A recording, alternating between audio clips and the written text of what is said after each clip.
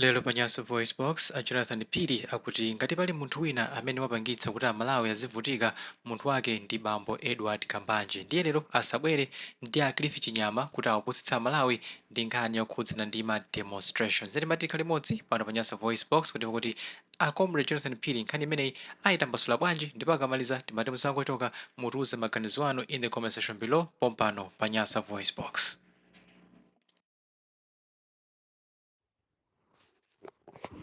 Koma ineyo sindikukhulupirira kunena kuti Malawi wanzeru, Malawi woganiza bwino angakhulupirire zimene akunena Chinyamazi muteka Cliff Chinyama, zimene agwirizana ndi Kambanje kuti achite mademo pa zifukwa zimene akunenazo. Zifukwa zimene akukamba iwozo nzoona ndithu, zimene amalawi ambiri akufuna kuti zichitike, koma ndi zinthu zambiri zimene amalawi afuna kuti zichitike mdziko muno, koma amalawi osanapindule. Pambuyo pake anthu amene amalawi anali nawo chiyembekezo kuti awathandiza kuti zofuna zawozo zitheke komanso zichitike, amapindula ndiwo anthu amene amakhulupirirawo. Nditha kutsimikizirani kuti nkhani imene anayitenga Edward Kambanje ngati wa the concerned citizens of Malawi kunena kuti iwo anatenga nkhani ndithu yokhuzana ndi yakumakra, yokhuzana ndi machini amene ankati azitepa zokamba za anthu chani azipanga machini amene azikhala ngati kugwira ntchito ngati ako kazitapi.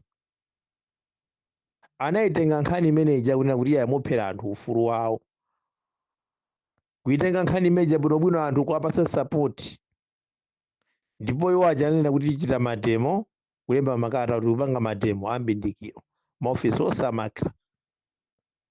Anayitanidwa kupatsidwa ndalama za mafuta, komano si za mafuta fa iwo amachoka kumachinjiri pafupi maofisi a planta munali pafupi ajena amakra.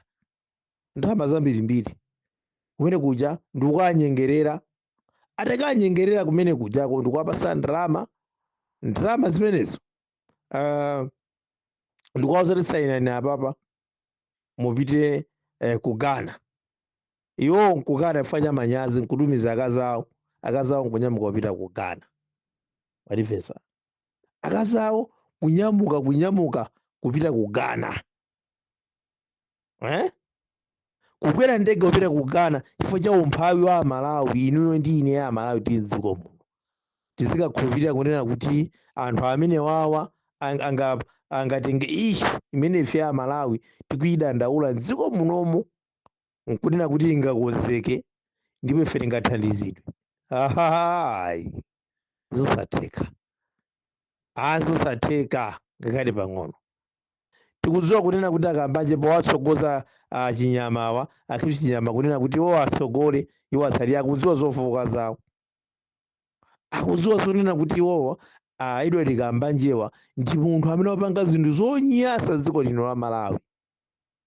Ndipo ngati chipani cha Malawi Congress Party yalephera mwina pa zinthu zina kupanga bwino, kapati kamanena kuti laononga misonkho ya Malawi mdziko muno, munthu winanso amene wadya nawo kuononga misonkho ya Malawiyo ndi Edward Kambanje, amene waononga nawo misonkho ya Malawi kuti Amalawi azivutika ndi Edward Kambanje ndi amene waononga nawo misonkho ya Malawi mdziko muno. Ananyamuka kupita ku State House, kuna kuja anapasidwa ndalama za nkhani zimene zinafikira m'manja mwana Koma, Oliver Nakoma. Anaponda kumene kuja ndalama ndikoma pano zindizoona asati sokuzongopeka ayayi, ndipo ndizoona zokhazoka zoona. Walipesa anaponda ndalama, ataponda ndalama Edward Kambanje anatengana ndi anthu ena anyamata ena mblantapo kupita kuti akalande galimoto ya Oliver Nakoma. Atapasa ndalama za nkhani zimene Edward Kambanje anayambira nazo bizinesi yawo yo mapereka ndithu maodo osiyanasiyana ansomba makampani osiyanasiyana. Manimvesa? So ngati pali munthu amene wasakaza chuma misonkho ya inuyo ndi ineyo kuti zivutika, amene wadya nawo ndalama za misonkho ya Malawi ndi Edward Kambanje. Lero angamabwere ndikumakamba kunena kuti aya ndikufa tipangeza iliza kuti tifati akhala wabwino lero. Ayi asatsokoze munthu iya ndeti kunalowa bisala mbatata nsana kuoneka. Ife tikuzozonena kuti achinyamawa ndi pongubisalira ndi nyambo, komano Akambanjewa ndithu ndi amene ndi apangisa mademo amenewa. Ndiye ndikufuna tikuzana Malawi sikuti so ife tili against kuchita against dziko la Malawi.